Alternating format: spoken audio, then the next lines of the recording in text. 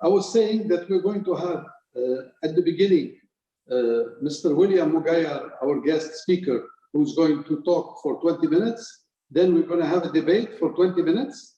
And then we're going to have the question and answers in the Q&A that will be around also 20 to 25 minutes. Let me say first why the Harvard Club and the Harvard Business School Club have basically called for this webinar, and I'm holding this webinar to start with. The reason is that we feel that in this field of basically parallel money investment, parallel money payment, a store of value, in all of these fields, including Bitcoin, we have had a revolution. And this revolution is now reaching its end, meaning that the revolution is succeeded. And I have to say that because this started in 2008, 2009, when we had the first big world crisis. And these ideas came out, and then it remained really slow motion behind the scenes. And then suddenly, 2 years ago, there was a little blip, and a few months ago, we had big demand for all those cryptocurrencies. And one has to wonder, you know, it took 10 years for this to have this big demand for companies to start buying it for their treasuries and for investors to start being comfortable. Well, every revolution in the world, in whatever it is, takes a very long time. It's not 1 year and 2 years, it takes years for people to understand what's happening and feel comfortable with what's happening. And when there was this big rush into the cryptocurrencies a few months ago, we figured out that this is here to stay, and that's going to continue. This has nothing to do with Mr. Elon Musk that bought for more than $1 billion in Bitcoins.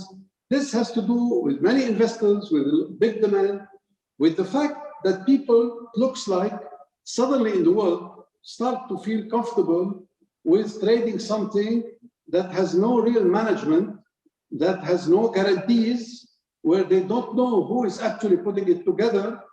And that is something that is very difficult to grasp and understand. Yet people are going in and doing this. And one of the factors that I think took place is this coronavirus, which suddenly created something like monetization in the whole world. And investors and people starting to feel that with this quantitative easing happening, with this easy monetary policy everywhere, the situation is that now we have so much debt in the world and so much currency circulating that the financial system in general is really in a risky situation. When we think that the United States has printed around $7 trillion in money in the last year only to be able to help the companies and the people come within maybe 6 months or a year from bankruptcy. And this $7 billion is around 30% of the US GNP. This means you can imagine a little bit the size. It's as if in Lebanon, before the crisis, we had printed $17 billion and put it in the market. Or in other countries, it is huge. The Europeans are doing the same thing. So there is this huge supply in the market and without production behind it. And suddenly people realize that we have to have another store of value. We have to get out a little bit of the central banks, what they're doing, and the risk of inflation. And that applied in the world, but also it's applying in Lebanon, because in Lebanon, as you know, suddenly people are getting very interested because we have a huge crisis, because the currency lost 10 times its value, was at 1,005, it's at 15,000. And people lost total confidence in the central bank because of its work in the last 5 years and where we got. And they lost total confidence in our banks. And the banks took the bandwagon with the central bank and the government and got us to where we are now in this situation. So on both fronts, the world front and the local front, we have a situation where the people feel that there is a risk and they want to hedge this risk. And they're willing now, after 10 years, of saying to themselves, okay, I am going for a technological, something new technological, which William is going to go over now in detail. I am willing to go with something without knowing who is managing. I don't want the central banks to get involved. And also, I want my secrecy. I have a ledger there. Nobody can open it. Nobody can change anything in my transactions. And it is secrecy because in the whole world now, with all the trend that is doing basically money laundering and escaping from taxes and everything, there are some people who want some privacy. And they're saying, well, nobody controls this, and now I can have privacy as to what I do. And this trend is now something that is ongoing strongly, and we feel this revolution has succeeded. And that's why the Harvard Club and that's why the Harvard Business School Club feel at this point we really have to know what is happening and we really have to understand it. It is about time we say that this is going and it's going to stay. And that's why we have here our expert, Mr. William Mougayar, who is going to talk to us in detail with the broad experience he has, as he's a pioneer in Bitcoins. He's a pioneer in the area of cryptocurrency. He was one of the first ones who believed in this, and he's quoted as being one of the main thinkers in blockchain. His book, The Business Blockchain, was translated in 10 languages and is a bestseller. And when it came out, the blockchain was not yet something that's starting to be established like now. He's also on the board of several companies. He is also managing an index in cryptocurrencies. He is an investor in several high-tech companies. He is an investor in startups also. And he has been in this business for years. He can tell us about it from the viewpoint of an investor, from the viewpoint of a thinker, of a writer, and on a practical basis. And that is why we decided to appeal to him from Canada to come and talk to us now about this situation with cryptocurrencies and Bitcoins. William, it's up to you. Thank you very much, Habib, for this great introduction. Let me share my screen.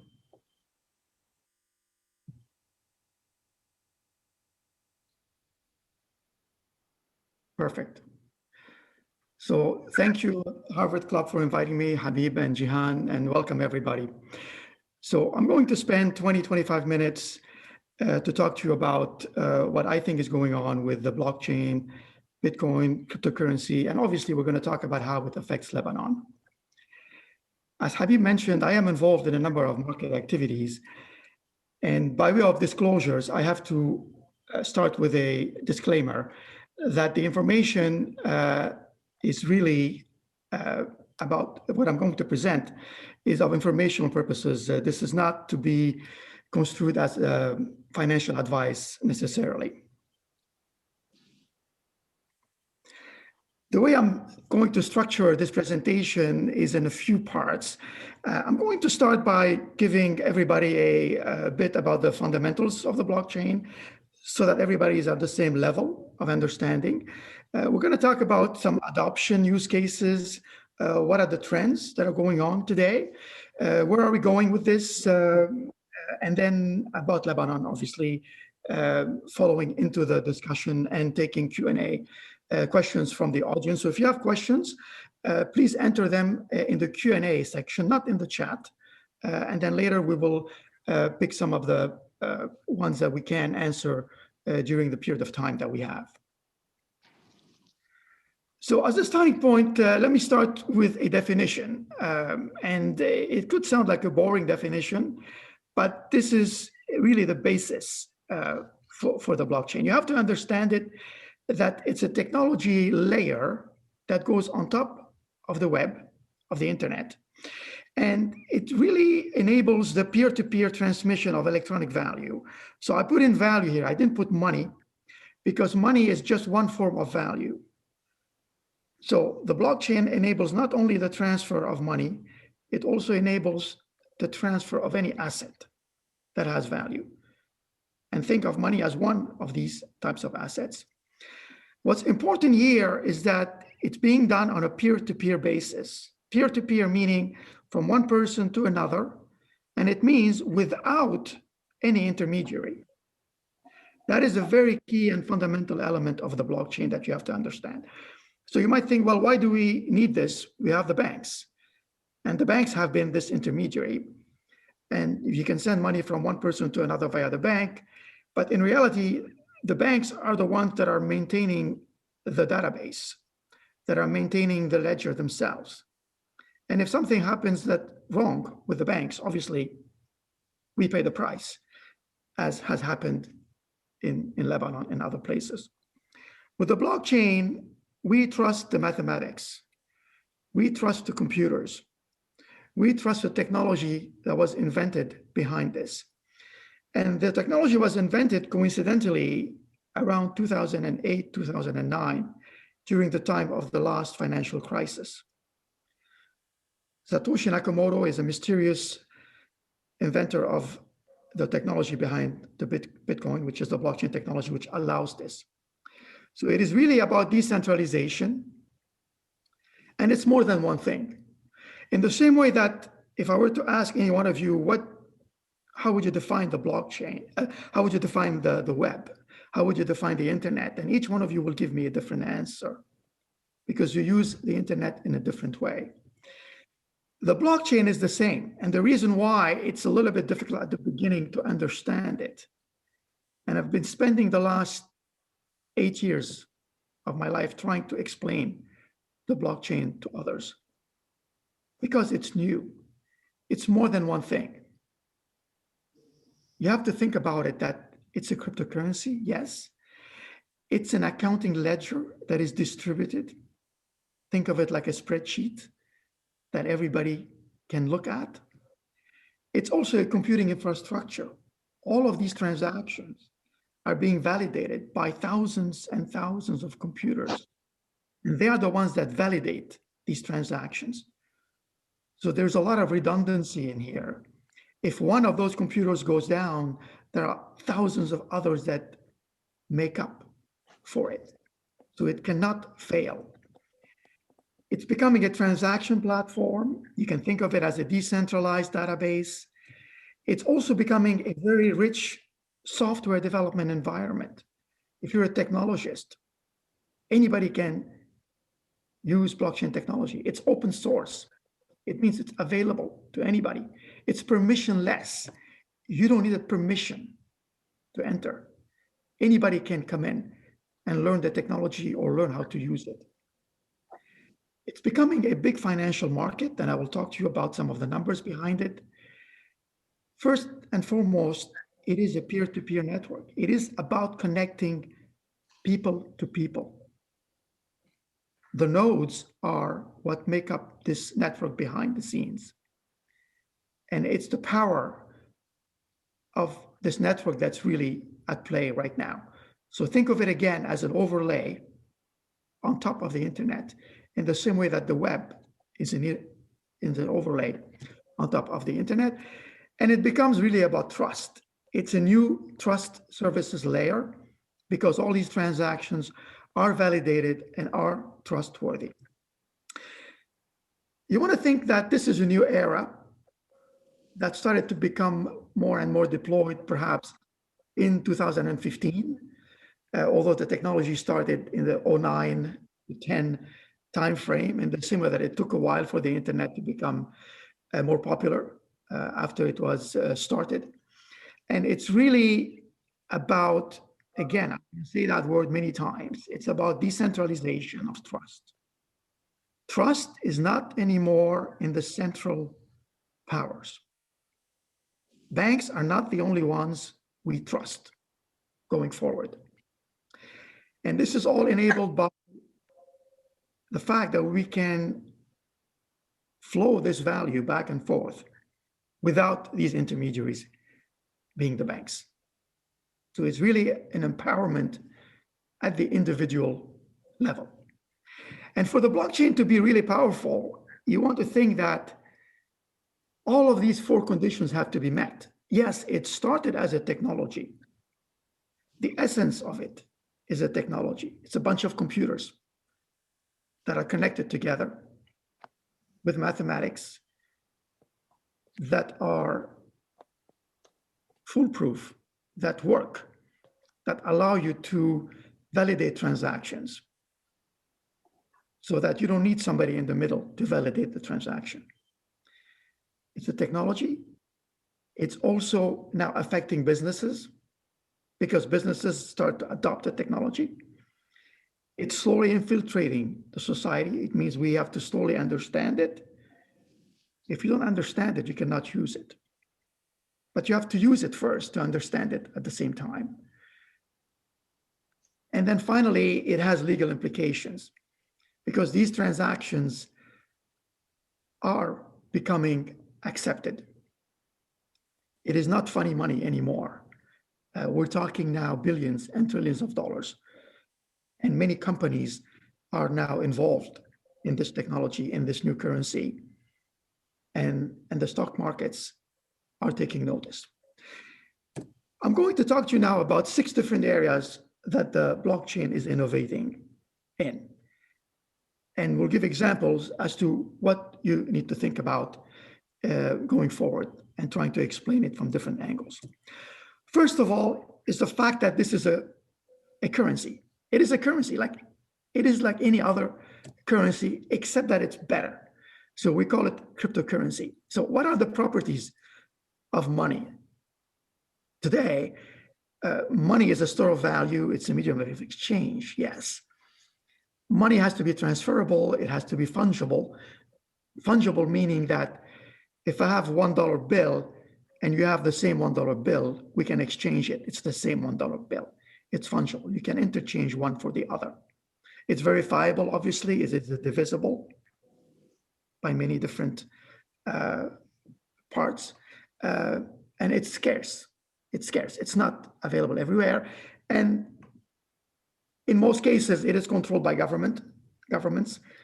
Traditionally, and up to now, only governments are allowed to issue money. And sometimes governments are corrupt.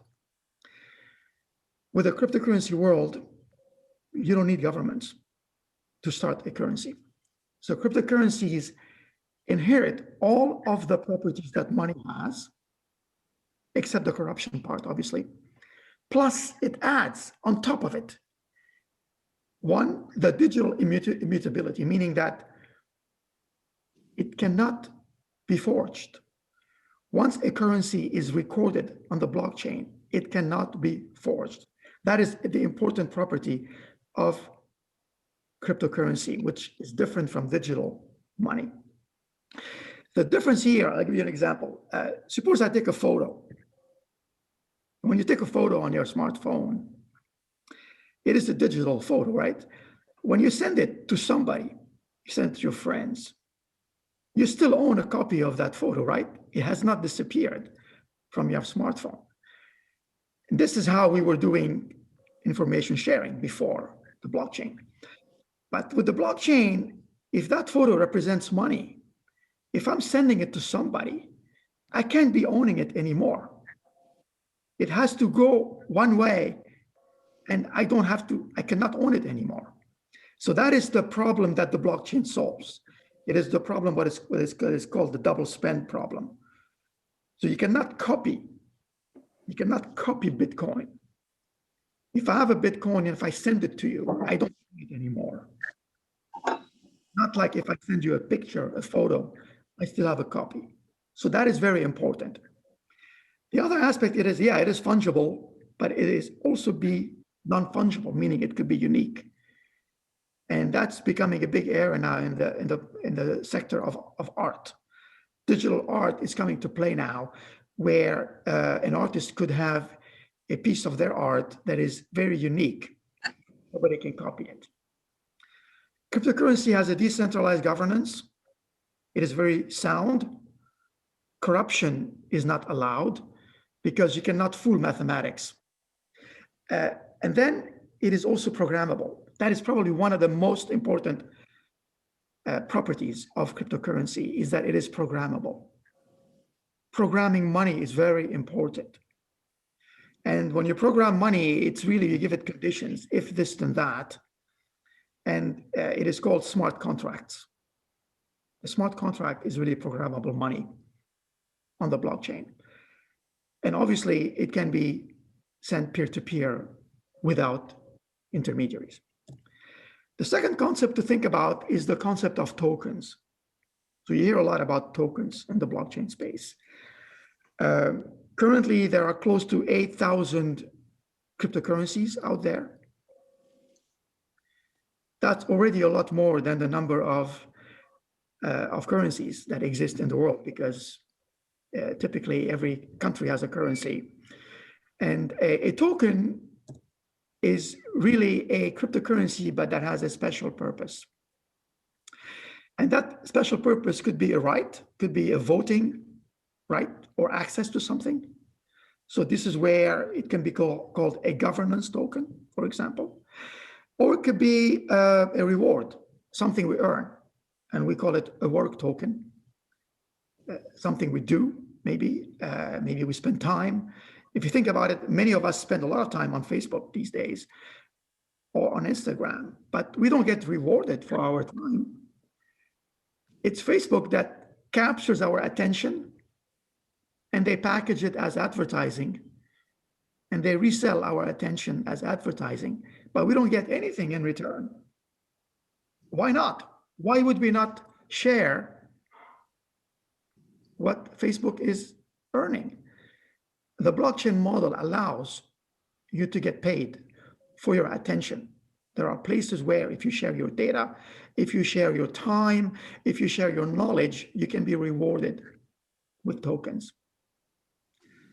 Behind the scenes, the computers that are validating these transactions on the blockchain are getting rewarded with tokens, and that is called mining rewards. We hear about Bitcoin miners. They get rewarded because they are validating the transactions. It is also a currency. It has utility. You can spend it. It can also be a security. It could represent a share of a company or of an asset. Let's talk about stablecoins for a minute. Stablecoins is also another innovation in the blockchain space. One of the criticisms of Bitcoin initially and of the initial cryptocurrencies was that it was very volatile. And this is one of the reasons why I think the governor of Lebanon initially issued a circular saying that be careful, Bitcoin is volatile. And yes, he was right in one way. It is volatile, but it's volatile in a good way because it's been going up lately. However, not everybody likes volatility. So what the innovation behind stable coins is, as the name implies, it's a coin that is backed by a stable currency. In this case, it's usually the dollar. The US dollar is the first stable currency that everybody thinks about. Currently, the state of stable coins is very good in the blockchain space. It's reaching the billions of dollars. On this screen, you will see the top stable coins in the world. One is called Tether. It has $38 billion in circulation.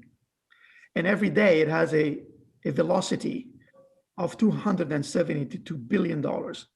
It means it changes hands about 6 to 7 times, depending on the day. And stable coins basically are backed by a reserve currency that is stable, but it has the properties of cryptocurrency, which means it can be transferable instantly at a low fee. The second most important one is the USDC, and these are all issued by private companies. There are no central banks behind stablecoins. So stablecoins are a very important part of the blockchain economy. The third thing to think about in the area of blockchain is sorry, the fourth one is wallets. What is called non-custodial wallets. Non-custodial meaning, like when you have an account in the bank, it is a custodial account because the bank is really the custodian. They are the guardian of your money. A non-custodial wallet means that you are the guardian of your money. It's almost the equivalent of putting your money under your mattress, but it's really in a software wallet. It could be on the smartphone, or it could be a device, a hardware wallet, where you're disconnected from the blockchain and you save your private keys on the wallet and you control your money yourself. So that is an innovation of the blockchain. I'm not sure how many of you have a wallet, but that is usually the first step in getting into cryptocurrency. There are dozens and dozens of available wallets that you can try. You download it on your smartphone. And nowadays, some of the apps, some of the mobile apps on your smartphone might have a wallet. So you might be using the app, and at the same time, you earn cryptocurrency, and they'll be deposited in the wallet of your app. So that's an emerging trend as well. The wallet of the future is not here yet. The wallets is an evolving kind of story. There are some good wallets, some wallets that have less features, but the ideal wallet will allow you to transfer back and forth between banks to your bank, back and forth. It can support multiple currencies. So it's like having an account with the euro, with the Lebanese pound, with the dollar, and others, all at the same place. It can give you access to financial instruments, meaning you can invest, you can loan, you can put it in savings, you can earn interest, you can vote as well. The wallet becomes the access point for voting. It becomes almost like a passport. It becomes tied to your identity. It's optional, you don't have to. It controls your own data. Your data is yours. Nobody else has your data. And you can recover it. There are some secret phrases you have to remember, you have to write down. It is not just a password, it's a bit more higher levels of security, and it can be hacked. And that is the beauty of it. So in the same way that the browser was the entry point to the web, the wallet is going to be the entry point to the blockchain. Let's talk about something a bit more fun. I don't know, the blockchain has not done a good job industry-wise to come up with simple names. We come up with, even the word blockchain is not, it doesn't roll off the tongue. Cryptocurrency is not a simple word. And now the next trend right now is NFTs. It's a mouthful, I know. It means non-fungible tokens. What it is, basically, it's a way to uniquely identify art, pictures, work of arts, or unique creators that are of a digital nature. And this all started with CryptoKitties. I'm sure some of you have heard of CryptoKitties. There are many of them right now. And you could have owned the CryptoKitty. Maybe you bought it for $10. The most expensive CryptoKitty was sold a few days ago for about $500,000. And you can go on the marketplaces nowadays and buy art that has been minted on the blockchain and that is unique to the blockchain, which means that you cannot copy it. Yeah, you can make a copy of the image, but you cannot prove that you own it if you don't really own it. Recently, last week, this piece of art, and some of you might think this is crazy, this piece of art was sold on Christie's for $69 million.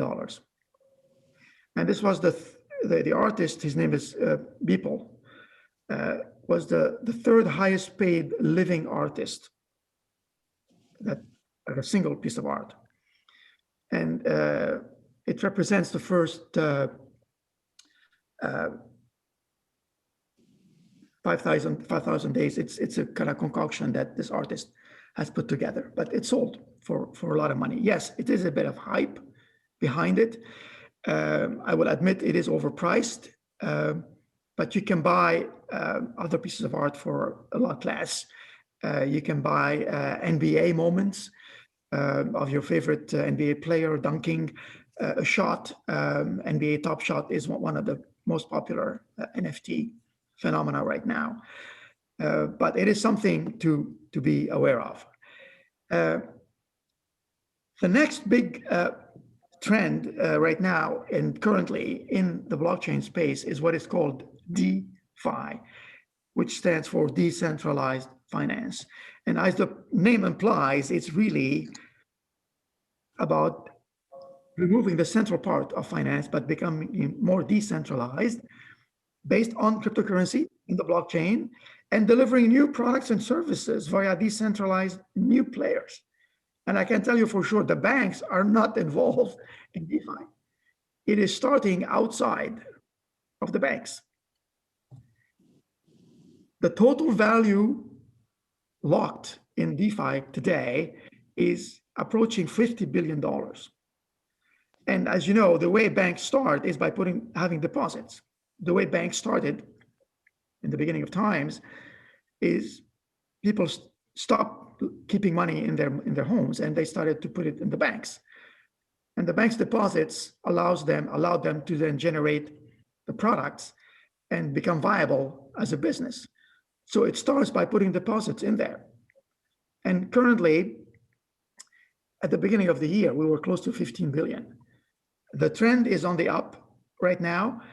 DeFi is a very exciting space right now. There are many players going into it.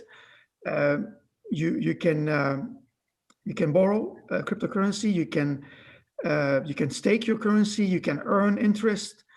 You can invest in derivatives. It's very exciting, basically. But you have to get into it. You have to have cryptocurrency to start with as a starting point. The top 100 DeFi tokens, again, there's always a token behind every one of these, because the token, again, is a cryptocurrency with a purpose. So the purpose here is to invest and to make the cryptocurrency work in these decentralized marketplaces. Total market cap is close to $70 billion right now. Another important aspect here is decentralized exchanges. So today you go to the NASDAQ or to the New York Stock Exchange, they're all centralized exchanges. They're controlled by a central entity. There's always somebody in the middle. But with the blockchain now, this can be done in a decentralized way. And this is the daily volumes now, $2 billion a day is being traded today on decentralized exchanges. It means when you put an order in the book, it's settled automatically from one person to another. And the only entity in the middle is a computer. Here's what you can earn. If you own cryptocurrency, you can earn a decent amount of interest today. It is significant. It could be 11%, in some cases 15% and 17% annual percentage rate. So it is becoming an attractive place to park your money if you have cryptocurrency. So where are we right now in terms of the total market cap and how big is this? First of all, the price of Bitcoin has been going up and up. It's currently hovering at between $55,000 and $60,000. It hit almost 62,000 last week. And overall, all of the cryptocurrencies, about 8,000 of them, are hovering at about 1.8 billion dollars, sorry, $1.8 trillion. $1.8 trillion. There are more than 200 exchanges in the world, cryptocurrency exchanges, where you can trade cryptocurrency. And the top one is Binance. This is daily volume, $28 billion daily volume. Most of these on this list are in Asia. A lot of the activity is in Asia. The biggest one in the US is Coinbase, and it doesn't even rank on the top 10. Just to put this in perspective, when you might be thinking, so what is 1.7 trillion? What does it represent? Well, gold, for example, physical gold is 11 trillion. So you might say, well, yeah, it's not like gold yet, but it's getting there. It's getting there. It's close to 2% of the complete value of the stock market. And Bitcoin specifically is only 1 trillion. It's about 60% of all of crypto. It's getting to 10% of gold, which is not bad. But if you put this in perspective, 1 trillion is more than the value of MasterCard and Visa combined. Very few companies are worth more than $1 trillion, a handful.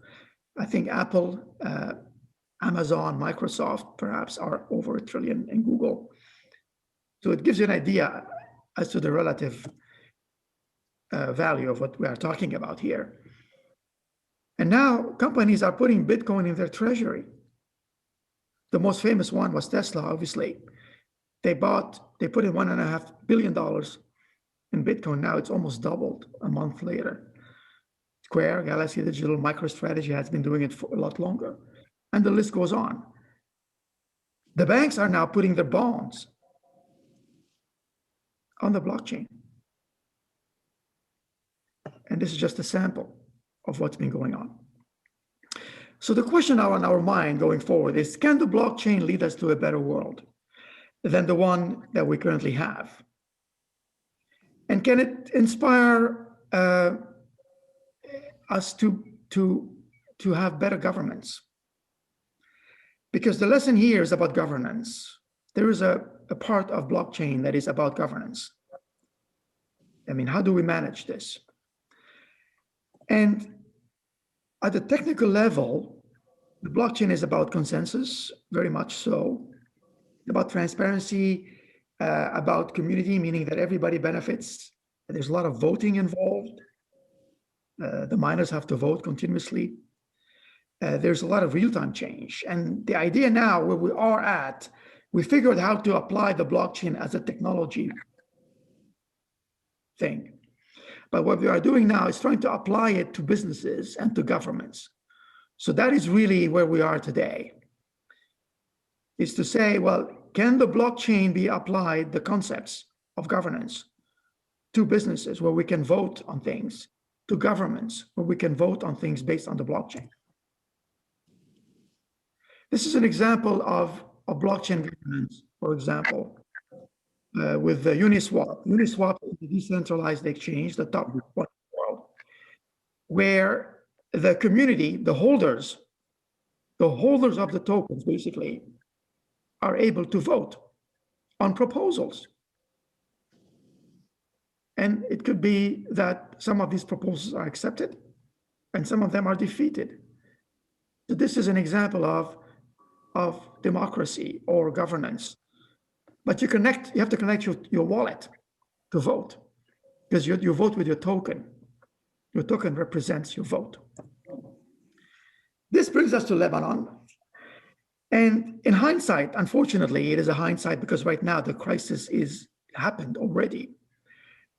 Lebanon is the perfect country for which cryptocurrency could have helped. Imagine if somebody had the foresight more than a year and a half ago, before the crisis hit, to put all of what was in there in cryptocurrency. And some countries had done that to hedge against inflation, against bad governments. And it's unfortunate, and Lebanon is not the only country that has this problem. And you kind of wonder,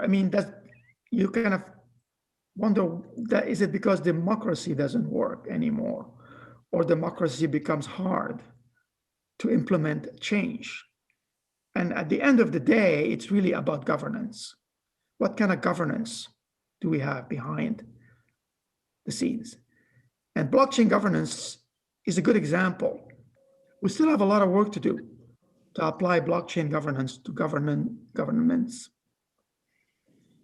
Bad governance leads to disaster, as we know already, not just in the technical sense, but also in the real sense, unfortunately. And the next frontier of applying the blockchain is not just in the financial world, because that's already underway. There, it's just about growth. The amount of innovation in DeFi is just, it's incredible. Every day there are new products that come into play. The DeFi space is rewriting the whole financial system of the world. The next phase is where I'm doing a lot of research, is in applying governance to governments and to businesses specifically. Colorado has been a version of voting themselves. What can you do as a kind of, to end this presentation on a practical level? If you're new to this, you have to educate yourself. There is no magic pill. It is not something that you just, hey, boom, you're suddenly an expert, or you're suddenly able to know something that you didn't know before. You have to educate yourself every day. I run a news aggregator, which I created for my own benefit. It's called oncoins.org. You can go there. You will read hundreds of developments that are going on in the blockchain space. Sign up to a crypto exchange, explore. I know there are some exchanges that are you can sign up to from Lebanon. It could be Binance, it could be Bittrex, Bitfinex, and others. You have to keep trying to see which ones will let you sign up. Download a wallet and play with it. Have a friend send you a cryptocurrency and see how easy it is to send money from one person to another. If you're doing business internationally, the best way to have cryptocurrency is invoice somebody in crypto, invoice somebody in stablecoin, and give them your address. Instead of giving them your SWIFT number, your bank routing number, give them your wallet address in a stablecoin. Boom, you have it. If you're an artist, get into NFTs. You can mint your artwork. You mint it. It means you bind it to the blockchain in a very unique manner. And you may sell, like you're an artist, you can say, I'm going to do 10 copies only. I'm going to sell 10 copies of what I have on the blockchain. And it's being sold for hundreds and thousands of dollars. If you're in finance already, you will understand DeFi. Get into it. You can fund a liquidity pool, what it's called, and earn interest. You can stake your tokens, earn rewards. If you're a consumer, do your own research. You can invest in tokens, of course. Do your own research. Pick the ones you like. If you're more technical, you can run a node. It can be a mining node. It could be a staking node. You can earn rewards. Or if you're a consumer, you can earn tokens by doing something. You can download a browser called Brave. It will block the ads and will give you tokens for your attention. You can write a piece of content on Hive, and if it gets liked, if it gets distributed, you will earn tokens. You can go on Kin and earn microtransactions. Facebook is going to have their own currency called DM, and there will be an opportunity to earn tokens as well. What can Lebanon do? This is just some quick points, and we can discuss this further. And this is not easy. This is not easy. What Lebanon can do, the government has to allow exchanges to operate with a license. I've talked to exchanges in the Middle East. They're afraid to go into Lebanon because the BDL has issued the circular saying that it's illegal. They're waiting for the green light. Of course, they are choking everything. So they have to come and be forward and at least say, not so bad. It's not taboo anymore. to be owning cryptocurrency because the rest of the world is doing it. They can clarify the regulation. If there's clarity, there's opportunity. If there's no clarity, people will do it in the gray market, and it's not good. They can regulate it and they can tax it. That's fine. We're not against taxes, but we're against things that are not clear. Stable coins have to be integrated because they're not going anywhere. They could be integrated with the central bank. They could be integrated as a form of payment. The banks, any smart bank that has the courage should allow on-ramps and off-ramps into cryptocurrency. If you know your customer, if you know the source of funds, there's nothing wrong in doing it. And I will say that the private sector has to lead. We cannot wait for the government. In the US and other places, it's the private sector. The biggest companies today in the blockchain space are not the government. It's private companies. And the best thing that the government can do is stand out of the way, really. Is the less they do, the better it is. But they have a minimum that they have to do is to clarify. Think of the big picture of where this is going. Yes, we can talk about technology. We can talk about spending and earning rewards. It changes the work. It's about finance. It's about law. It's going to change everything in the same way that the web has changed everything. E-commerce started with zero in 95, 96, 97. I remember in 96, 97, the banks did not like even credit cards. They would not allow you to put in your credit card online because they said it was not secure. Well, it's because they were not ready. Now we do it. Now e-commerce is in the trillions of dollars. So it's happening. There's nothing that's going to stop it. I like to end by this thought is that the Stone Age did not end for a lack of stones. So we have to move forward. Do not wait for that to happen. We have to move forward and leave the old behind and go into the new. So at this point, I'm going to stop sharing my presentation and we can go into questions. Habib? Yes, William, thank you very much for this very interesting presentation and very thorough. No wonder why we had around 350 people who registered for this webinar as soon as they saw the title and your CV. So this is a proof now that there is somebody who knows this world upside down. And now I'm going to just debate a few questions with you, and Jihan will be also with me on this. I want to question a little bit the fact that there is no more supply possible, for example, in some cryptocurrencies like Bitcoin. For example, they're saying there's only 21 million Bitcoins that are available. Well, if that is the truth, 21 million available, and if now companies all over the world suddenly, especially the big multinationals, are starting to put this Bitcoin in their treasury in big amounts, and that individuals are opening up to the idea and getting accustomed to go in and use it as a store of value to escape from central banks and regulation and companies. And if there are speculators also in there who want to speculate, seems to me that with the limited supply, the trend can only be up, except for some unforeseen problems, such as, for example, big taxation, or such as big regulation.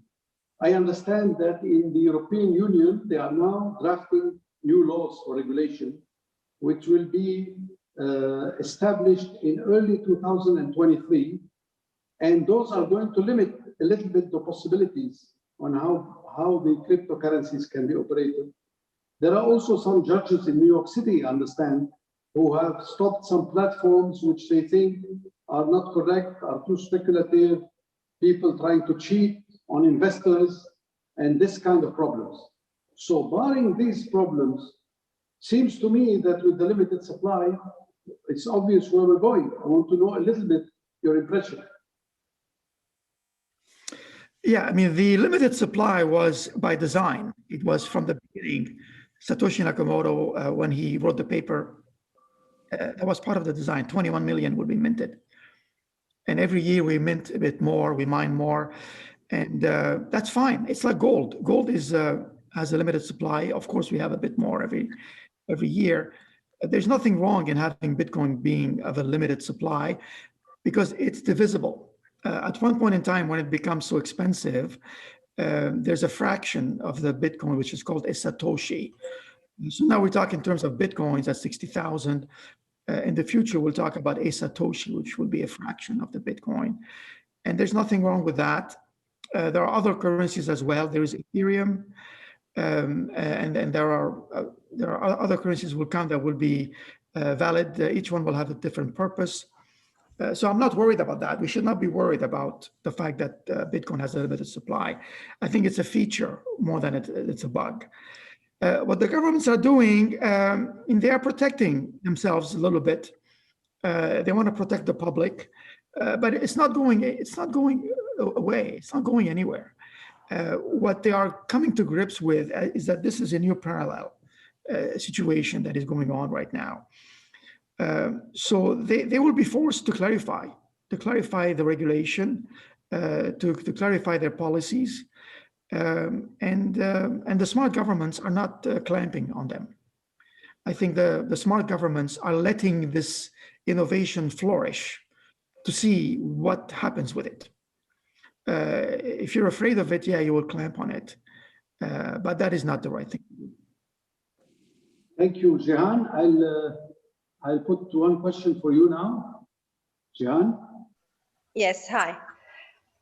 So I'm going to ask a question related to Lebanon and to the law in Lebanon on cryptocurrencies. So from the few texts on the subject in Lebanon, we can see that the central bank is trying to control the cryptocurrency market. For instance, in 2013 and 2018, the central bank issued an announcement to the public and to financial institutions warning against cryptocurrency issuance and exchange. And in 2018 as well, we had a new law called Electronic Transactions and Personally Identifiable Data. It's law number 81, which granted the central bank the authority to regulate the cryptocurrency. So in light of these laws, do you think that the cryptocurrency market in Lebanon can circumvent the central bank and thrive through informal networks? Yeah, I mean, it's unfortunate about what they did. The first one, the first circular. Basically, they put in some fear into the market about cryptocurrency. And the history has shown that this fear was not founded, obviously. They were the wrong ones, not the market. It has to happen via private involvement, and it has to happen via circumventing the banking system. At this point, there's no other choice. There's nothing preventing anybody from owning cryptocurrency and finding ways to transact with it. Unfortunately, the government will be left behind. They are so behind right now that they would do themselves a favor if they become favorable to cryptocurrency. It is something that helps people. It doesn't harm them. The system is out there. It's a good system. It works. They can implement checks and balances, and they have to be more clear. And if they want to regulate with clarity is the best way that they can do it. And it requires thoughtfulness. And that's something that's a challenge. Otherwise, people will do it anyways.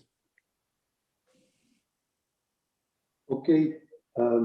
let me ask you this question myself. The Chinese market is huge if it opens up to cryptocurrency, obviously.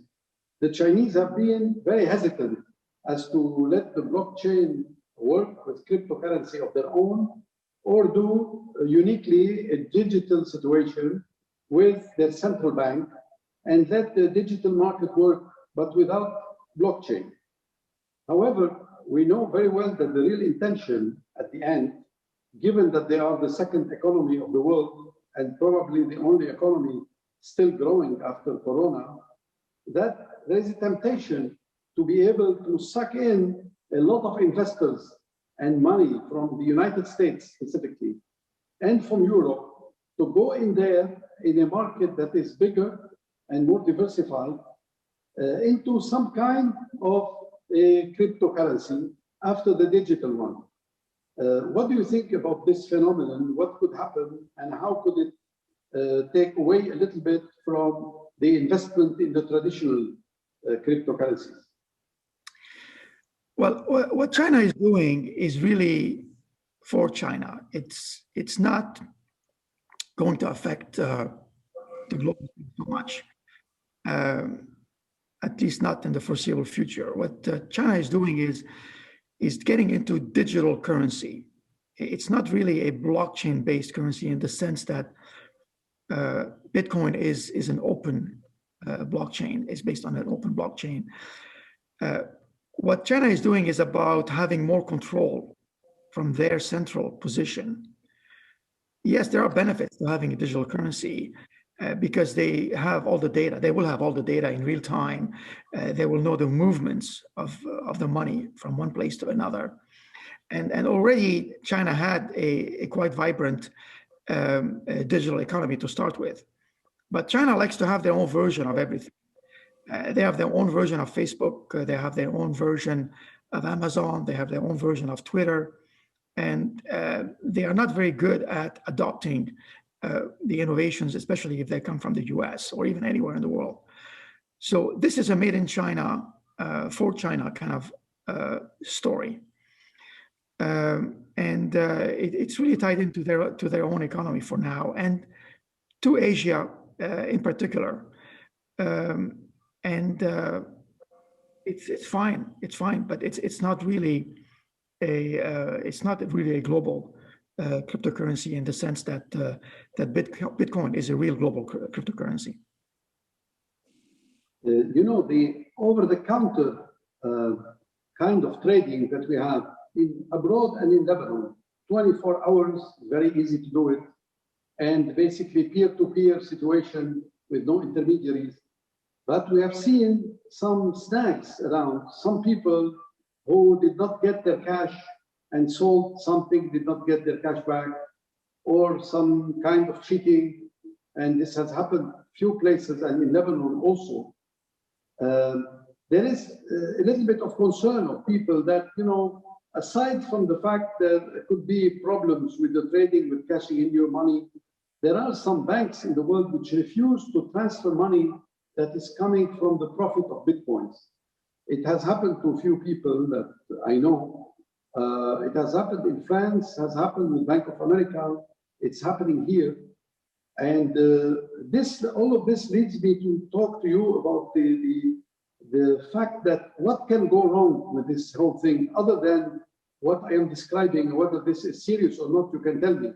But what can go wrong with the whole system from your experience? You're right that right now the on-ramps and the off-ramps from crypto to the banks are not very easy to work with. A lot of the banks, even in Canada and the US, anywhere in the world, become skeptical when they ask for source of funds being crypto. But it's going to change. It's going to change. Some of them are becoming more open-minded.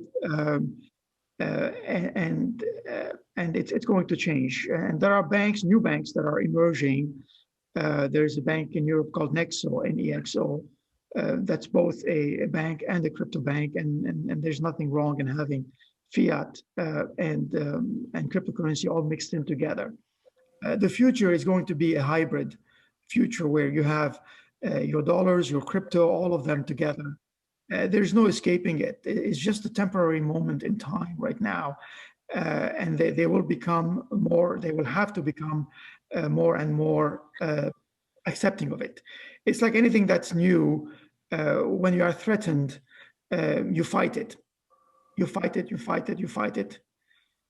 And then suddenly you join it. When the fight becomes not able to bear any fruit. Okay, when all your customers... Yes, no, I get your point, but take the example, for example, what is happening in Lebanon now. In Lebanon, people want to escape the financial system at any price. They don't have any hope anymore in the short term of having our central bank or our banks put their act together, because also there is no government plan, neither government reforms. It's all blocked. They want to get out to an alternative investment other than to be able to put it in bonds or to put it in Solidaire or someone. What do you advise them more or less how to act? Because there's only one person now who has a platform in Lebanon. They're trading through him. There are about 1,500 players in this at the present time, not more than that. And people want to get out, but they don't know how. And they're watching somebody and wanting someone like you to give them a little bit of a direction. I mean, it's not an easy situation. I mean, the government is almost hijacked the whole situation by putting all these controls and closing the whole space. For those that are fortunate to be able to open accounts outside, I think they have a way out. By having accounts on the cryptocurrency exchanges, I think it's a matter of time. It's a matter of time. You have to, if you have some of your assets in crypto and they are on a cryptocurrency exchange, you may not be able to get all of it out at this point. But over time, these on-ramps will open up. I think you have to be patient. I wish somebody would come into the scene and have enough courage to do this. I mean, I have talked to 2 banks at the high levels, but they could not pull the trigger on it because they are regulated in a way that may not allow them. You almost need a new bank. You need a new kind of bank that would be allowed to do this. And maybe the bank is domiciled offshore and accepts accounts from Lebanon, perhaps. And that may be the way to do it. But somebody is going to have to do it. Currently, somebody has to make it easier, unfortunately. I understand there is a bit of gray market going on the ground. I'm not directly familiar with it, but I just hear about it. You could change Bitcoin to dollars on the street at a premium. I don't know who does it. Some people might maybe do it, but that's not the way to go. That is not the proper way to do it. It has to get better. That is unfortunately the situation right now. Look, for sure, if Bitcoin was traded in Lebanon, I'm sure that its value would have been $1 million now, not 62,000, because of what's happening with us. So the next thing we have to look at is how much weight do you put yourself on what is happening in the world now and how it is impacting the recent value and rise of cryptocurrencies from the viewpoint of the very heavy debt of corporations, the heavy debt of individuals, the fact that we have many bankruptcies, the fact there's been oversupply, helicopter money, pumping money in the market, all this risk in the financial system, how much weight do you put on it that in terms of its impact on the recent sudden rise in the value of cryptocurrencies? And could they go back down, for example, if a year from now, the world financial markets do much better than they are now? I think we're still in the beginning stages. What we have seen this year is more institutions getting into Bitcoin. And the 4 or 5 companies that I put in there, there's a few more of them. that have started to buy Bitcoin for their treasury. But this is only the tip of the iceberg. It's a little bit like I remember in 1995, we'd have a list of the Fortune 500 companies that had a website. That made the news. All 20 companies have a website, and that was something new. And now, obviously, having a website is not news anymore. So I think we're still at the very early stages of institutions getting into Bitcoin and into cryptocurrencies, and we're still in the early stages. Will there be volatility, ups and downs? I'm sure there will be, but I think the base and the ground is becoming more and more solid as time goes by, because the properties of the cryptocurrencies are much better than the current system. I mean, the digital properties of money are just fantastic. The real-time aspects, the traceability aspects, the programmability aspects, how you can integrate it. It's something that can be done a lot easier than before and cheaper than before. Jihan, you have a question? Jihan? You're on mute, Jihan. Okay, no problem. Look, I want to tackle with you the problem that we have now with regulation and taxes all over the world concerning these cryptocurrencies. You know, there is a lot of money laundering, dirty money in the world. People who want to hide their money through foreign corporations and all of this. And this is a perfect opportunity for people who want to clean money to go into cryptocurrencies and hide their profits and then go back out. And this is precisely what the authorities in the world are trying to crack on in the last 5 years with the shadow companies in the world, in islands and everywhere else, and with all the kind of regulations they're putting on people all over the world. Basically, the US is almost playing police in the world. So how do you think they're going to tolerate the cryptocurrency growth, and what they might do to be able to control what is happening there from a governance and transparency viewpoint?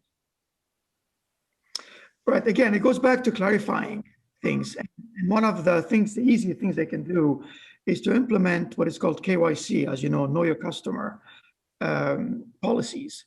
So most people that are involved in cryptocurrency are not doing it to escape taxes or to launder money or to do things that are illegal.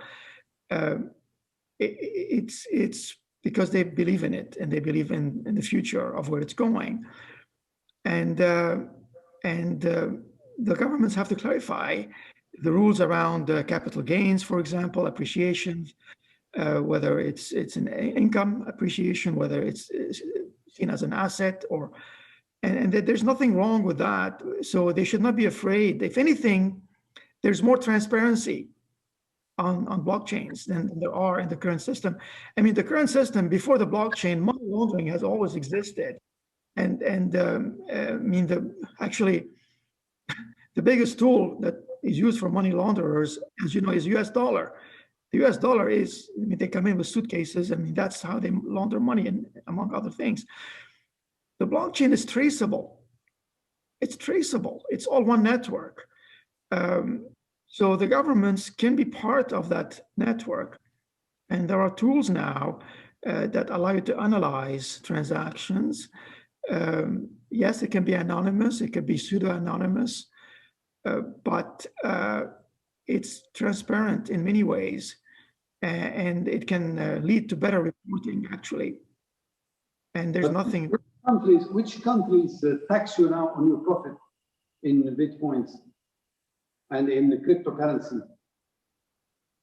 It depends. I mean, Canada and the US, some of them, I don't remember exactly, like Switzerland, and they've all been trying to clarify. So it depends. If you trade on it, if you trade in and day out, and you use the profits to live as your income, then it's taxed as an income.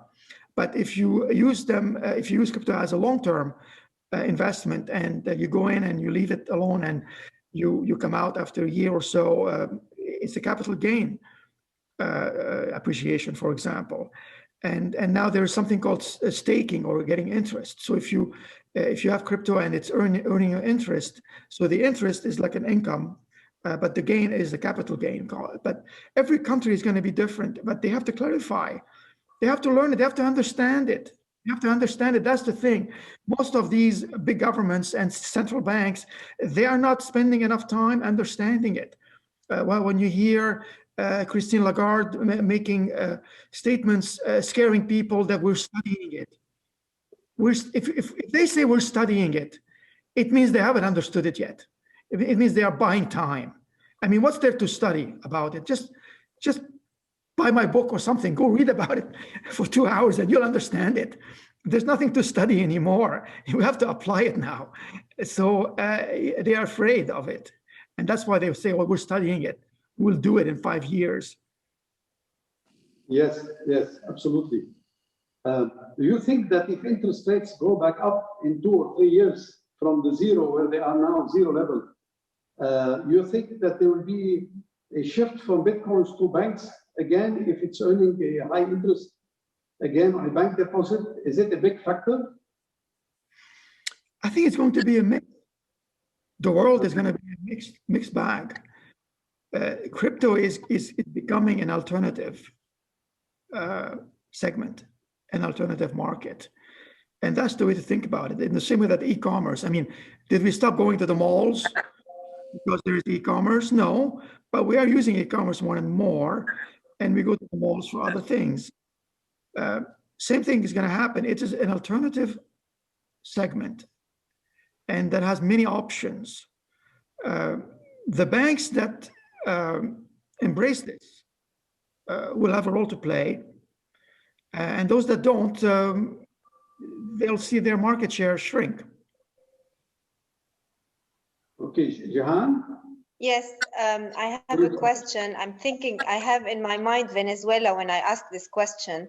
So is this statement true according to you? In Lebanon, as long as it is legal to use foreign currency such as the US dollar, we do not need cryptocurrency to hedge inflation. So in your opinion, is this statement true or false? I wouldn't say it's true necessarily. Cryptocurrency has a lot more has better properties than the dollar itself. You can have the benefit of the dollar and more if you buy a stable coin. So if you like the dollar, get a stable coin that is backed by the dollar, but at the same time, it has the properties of cryptocurrency, which means you can send it and you can even earn interest. The stable coin interests today are pretty good. They could be in the 10% and a bit more sometimes. Okay. But I know the issue is access. I mean, I won't pretend that I'm going to solve it for you right here, right now. But the problem is access, unfortunately. And Venezuela, you mentioned Venezuela. I mean, Venezuela is not, I mean, there's two things going on in Venezuela. One is what the government has done with their cryptocurrency something. And that's just a game. It's just a game that the government is playing. It's irrelevant. But the more significant thing is that the people there are using crypto more and more between themselves as a peer-to-peer network. There's more activity behind the scenes as a hedge against inflation. So they've developed a more sophisticated kind of peer-to-peer, almost clandestine network. And that benefits the people. Since you're talking about hedging, William, do you think there's potential of hedging other than against inflation? Hedging against other products could be hedging against oil price investments, hedging against future income, hedging against several kinds of things that might happen.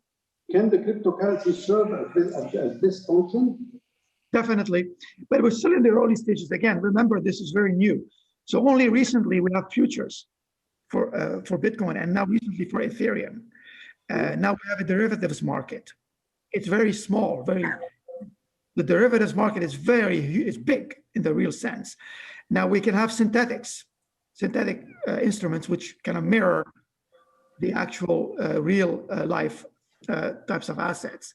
The applications are just tremendous, and the innovation in terms of the products that are being created today in decentralized finance is amazing. Every day there are new products that entrepreneurs and financial experts are creating on the blockchain specifically. So it's a big reinvention. It's a reinvention and it's a recreation of everything with new currency that did not exist before. So definitely, yes, the opportunity is there. Fine. I will let now Jihan start with the question and answer session for all the attendees to be able to ask the questions that they want. We are a bit late, but those interested can stay with us and they will have an answer to their questions. Jihan? I'm going to start taking the questions from the attendees, and I'm going to try to cover them all. If we can, we will. If not, we'll have to choose a few of them and answer them. So the first question is from Dr. Naji Jalakh. Dr. Jalakh wrote, my co-authors and I were the first to tackle the properties of Bitcoin in financial markets and have published an article in Applied Economics entitled Bitcoin for Energy Commodities Before and After the December 2013 Crash, Diversifier, Hedge or Safe Haven, where we revealed that Bitcoin is a strong hedge and safe haven for energy commodities, but not for non-energy commodities. Do you still consider that safe haven gold still holds after COVID-19, or just acting as a diversifier? Any relationship with helicopter money, etc.?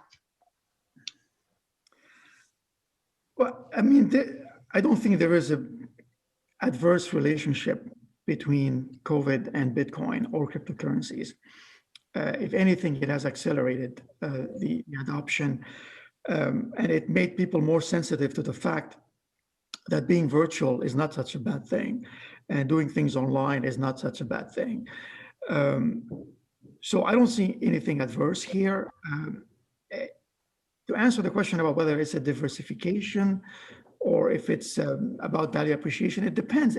Each person has a different portfolio as a starting point. So it's for some people, it'll be about diversifying, and for some others, it will be a safe haven. But definitely, it has gold properties, yes. It is exactly like gold? No, it's not exactly like gold. It is different than gold, but it has gold-like property. Okay, a question. This is an important question by Mr. Daniel Cho. So he is asking, does the computing power required for blockchain have a significant environmental impact? Okay, this is an old question. I mean, it comes up here and now and again, because the background here is that computers that are running the Bitcoin network need a lot of computing power, and that generates a lot of heat and electricity at the same time.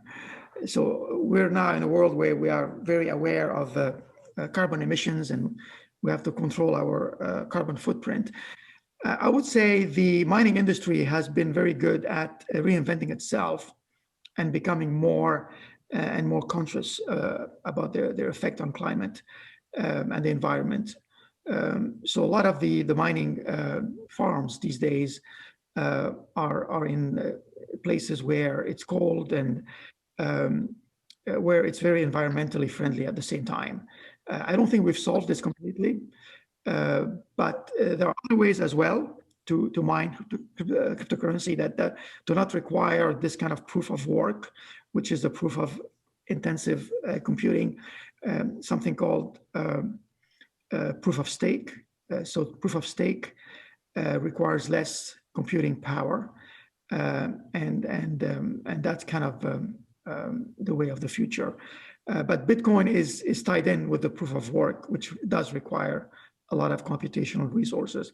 But again, the miners are becoming more and more environmentally aware.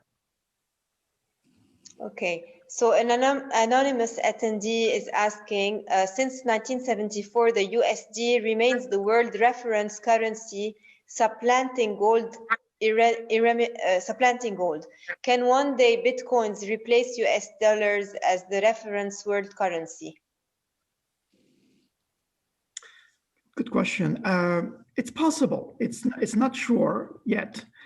But I think for the foreseeable future, it's going to be a parallel one, especially that a lot of the stable coins are backed by the US dollar. So there has to be a relationship there.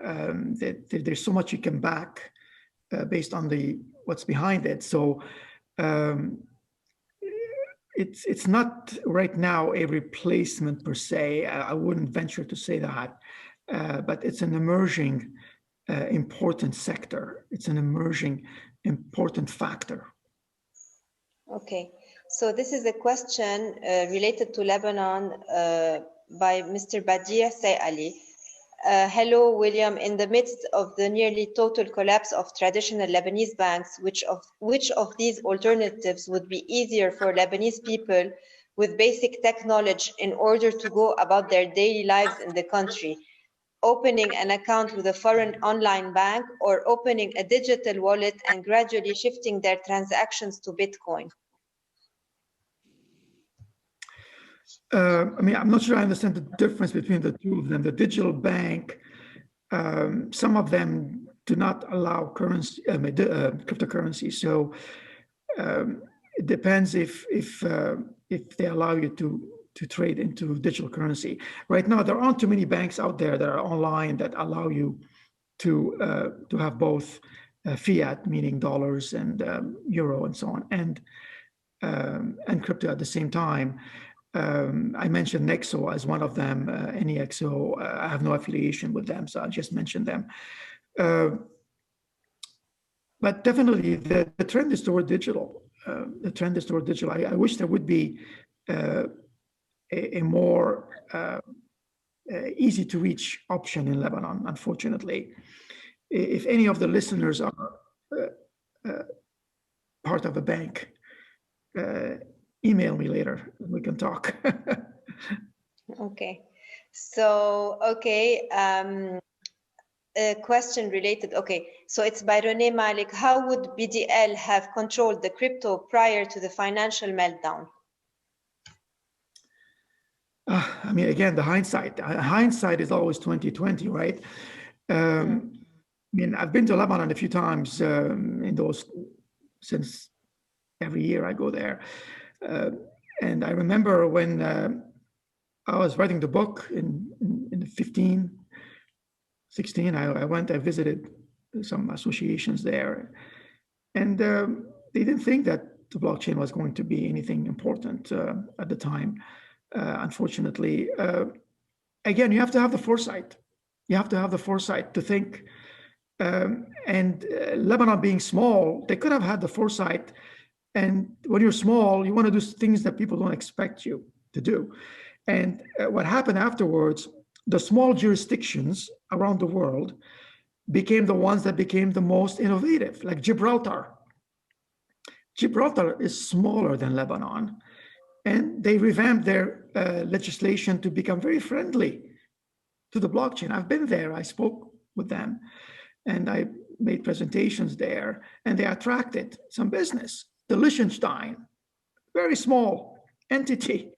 Singapore, small entity, is doing that. Switzerland. These are all examples of relatively small jurisdictions that have been innovative and more clarifying their stance regarding crypto. What they could have done is a lot of things, basically. It's everything they didn't do.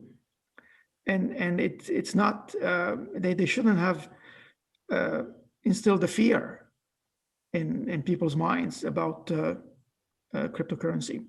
But William, can you expand for 1 second, now that you're talking about which countries are going into this about Middle East countries and specifically Dubai, what they're doing, because they're trying to always be ahead of their time.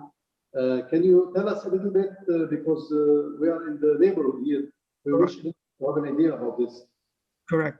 Yeah, Dubai is probably the most progressive in terms of what's going on. I mean, and the UAE in general. So there is an exchange there.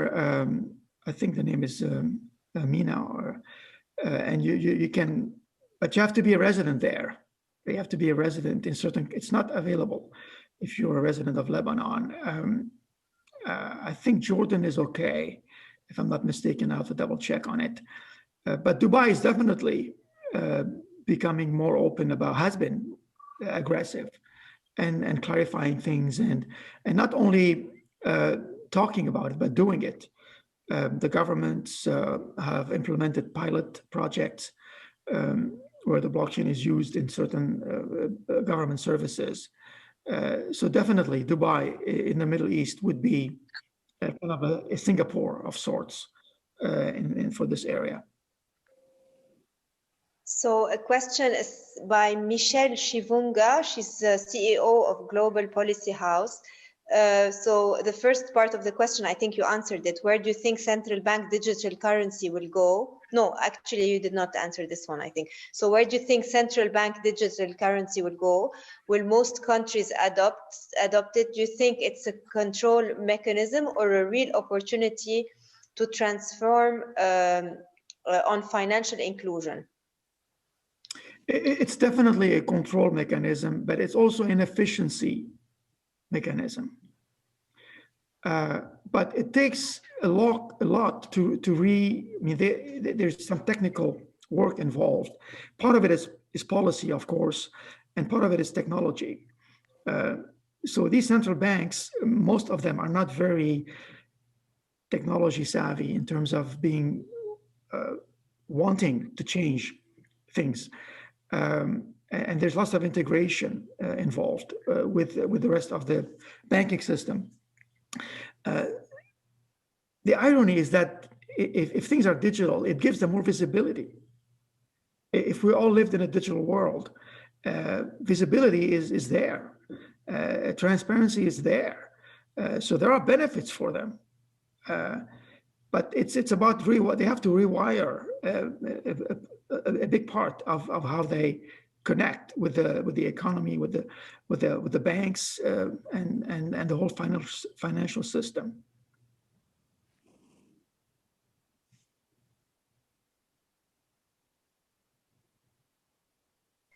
A question by Mr. George El-Haber. How would the crypto space interact with the monetary policy instruments available to the central bank? Wouldn't the crypto space sterilize some of them and weaken the central bank's stance and credibility? Definitely. That is why they are afraid of it and fighting it, at least initially. It would weaken them a little bit. It's not going to completely remove them, obviously. But it's another way. It's proving that you can have stability in currencies without a central bank necessarily. And nowadays, a lot of these cryptocurrencies are being managed by people, basically. Each cryptocurrency, each token has its own monetary policy, its own set of tokenomics, economics of the token, basically. And there is a supply and demand, obviously factors that come into play. There is things like M1, M2 types of factors, and velocity of money, and balances, and all of that. It all comes into play. But now the cat is out of the bag in the way that central banks are not anymore the only managers of money. I mean, they are the managers of sovereign money, yes, but cryptocurrency and many of these big projects, they are their own governance, and there are people behind, but not one person can do harm to those credible cryptocurrencies. It requires thought, it requires consensus, it requires voting, and it's all done in very measured ways as well. So I think there's a lesson to be learned from how cryptocurrencies are governing themselves. I hope that, and I wish that the central banks implement things a bit faster than they have been. Okay, so this is a comment slash question by Zina Majdalani.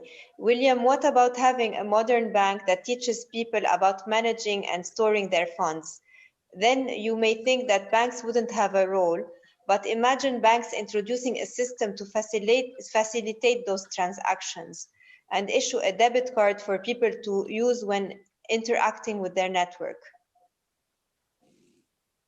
Yeah, this is going on right now. I mean, there are some places that will issue you even a Visa card, a credit card, if you have crypto.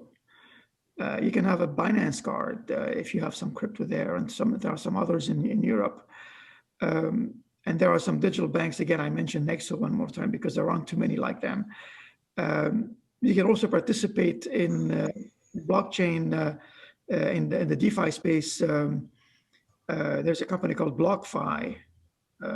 You just send them your real, like not crypto, you send them real money, I mean dollars, and they will invest it for you in cryptocurrency, and basically it's an on-ramp to the DeFi space, the decentralized finance.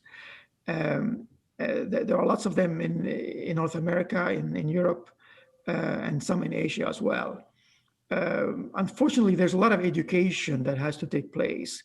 You have to find those places. It's not all visible out there.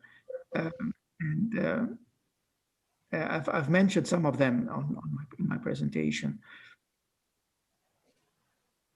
Okay, I'll take two more questions. Is it legal? This is a question by Pascal El Sayed. Is it legal that central banks invest in cryptocurrencies? I'm not sure how banks are regulated. I believe it varies from country to country.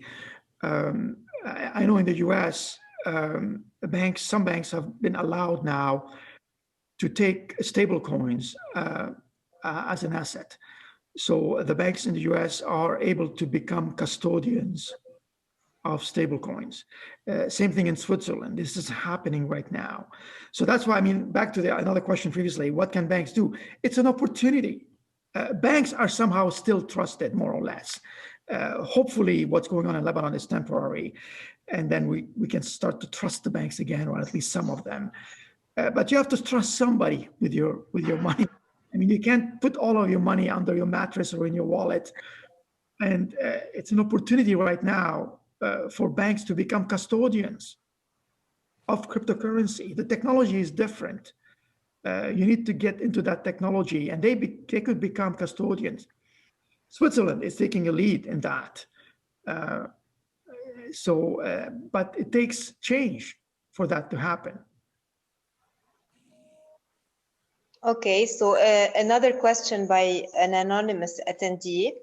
Third world countries with rampant corruption and currency crises have turned to mining to generate a trickle of crypto. Lebanon is no different. Crypto miners have flourished, most of whom mine ETH.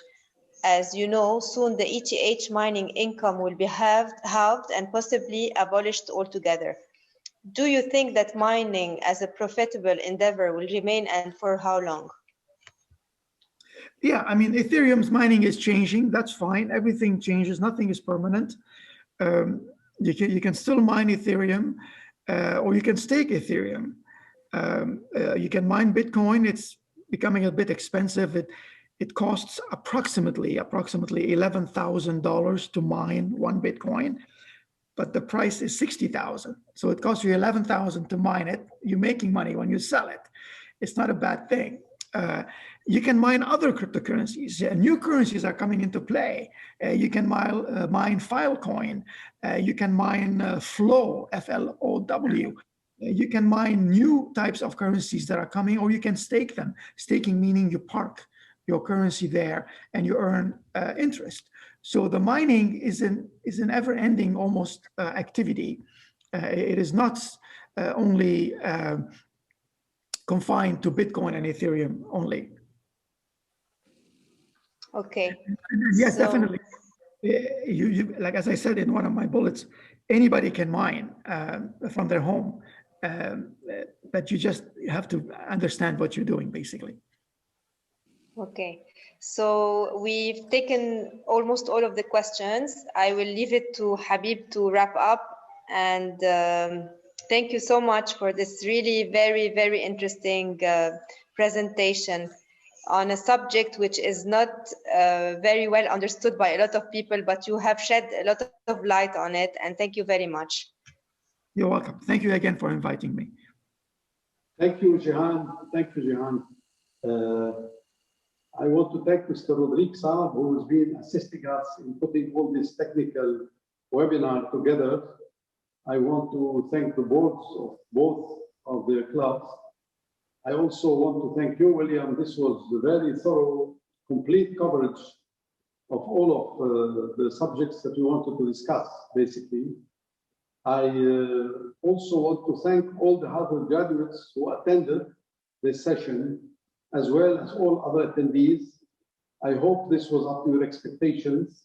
And please join us on our next Harvard webinars. Thank you all and have a good night.